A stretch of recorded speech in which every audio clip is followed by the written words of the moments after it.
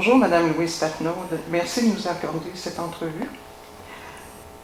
Selon vous, dans votre expérience, est-ce que le patient est partenaire de l'équipe de soins et les professionnels de l'équipe de soins partenaires du patient? Oui, c'est une grande question. Je vais commencer par moi. Je suis une patiente partenaire. Quand j'ai été sollicitée pour faire partie du RIE, j'ai trouvé que cette appellation-là me convenait.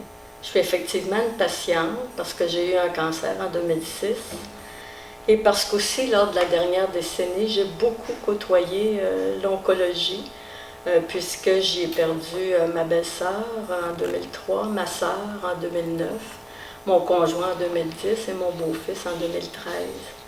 Alors, j'ai côtoyé beaucoup de personnel soignant. Je suis allée dans différents milieux hospitaliers. Et donc, pour revenir à votre question, je pense que je suis une patiente. Partenaire, je suis sceptique, j'avoue, mon scepticisme. Moi, en tout cas, je ne me suis pas sentie vraiment partenaire et je n'ai pas retrouvé cette attitude-là et ce langage-là même dans les milieux hospitaliers que j'ai côtoyés pour moi ou pour mes proches. Et pourquoi je suis sceptique? Parce que partenaire, ça implique bien des choses. Ça ne va pas de soi comme ça. J'ai été étonnée d'ailleurs que le RIUP appelait tous les patients en oncologie des patients partenaires. Je pensais que c'était juste les gens qui collaboraient à la recherche, mais non. Et j'ai essayé de réfléchir à ça. Je suis optimiste de nature, je suis prête à travailler, à faire avancer cette idée-là, mais je pense que ça demande beaucoup de réflexion pour y arriver. Ça peut être un souhait de part et d'autre, mais il y a des conditions de base, je pense, qui vont faire que ce partenariat va réussir. Bon, qu'est-ce que c'est les conditions? Bon, il y a le côté du malade, du patient, et il y a le côté du médecin. Le patient, lui, il arrive et il est porteur d'un cancer. Aussitôt, on s'occupe de son cancer, comme s'il était dépossédé, comme si finalement, peut-être que ça ferait l'affaire de quelques-uns, mais je ne veux pas généraliser, je tire mes réflexions de mon expérience personnelle, comme si, dans certains cas, ça ferait l'affaire de « laissez là votre cancer, nous vous rappellerons quand il sera guéri » ou pas.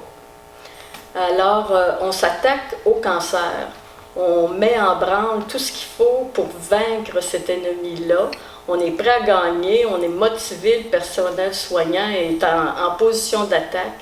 Mais le patient, lui, qu'en est-il? Quelle est d'abord sa motivation? Parce qu'avant de venir consulter, le patient il a réfléchi. Déjà, on y pense à la mort, même avant d'avoir le diagnostic. Et le patient va jongler avec la vie ou avec la guérison ou avec l'idée de continuer ou de prendre cette porte de sortie-là que peut être le cancer pour certains. Alors, donc, la motivation du patient, il faut qu'elle soit jaugée, il faut qu'elle soit évaluée. Et pour qu'il puisse être partenaire, ben, il faut qu'il y ait un minimum de connaissances, je pense. Il faut que le personnel soignant, et je ne sais pas qui va faire ce travail-là, c'est un souhait, c'est une réflexion, il faut que le personnel soignant connaisse cette personne-là qui est porteuse du cancer. Quelle est-elle, là, cette personne-là? C'est quoi sa qualité de vie? C'est quoi sa détermination? Son habitude de vie? Est-elle obèse? Mange-t-elle du junk food? Est-elle motivée? Bon, en fait, savoir qui est cette personne-là, parce que des fois, je me dis, ce qu'elle est, ces composantes-là, peuvent peut-être expliquer qu'elle a un cancer. Je ne le sais pas, je pose la question. Mais en tout cas, peuvent sûrement être des leviers pour sa guérison et sa non-récidive. Alors, connaître ça, c'est ce que David Servan-Schreiber nommait le powerful, c'est redonner le pouvoir à la personne, le contrôle de sa vie. Mais entendons-nous, je pense que les patients sont dans la maladie ce qu'ils sont dans la vie.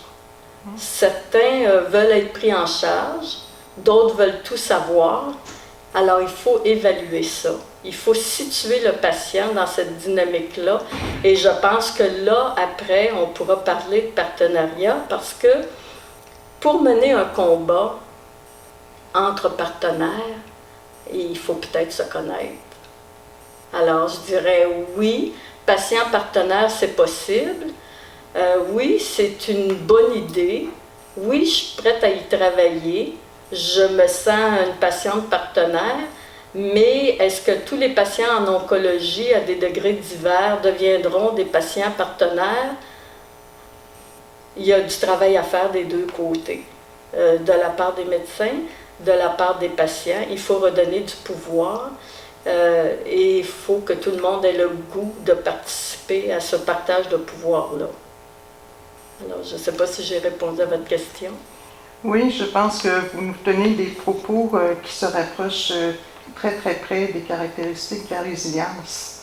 Et c'est souvent une question auquel on doit répondre. Les patients en oncologie sont-ils résilients?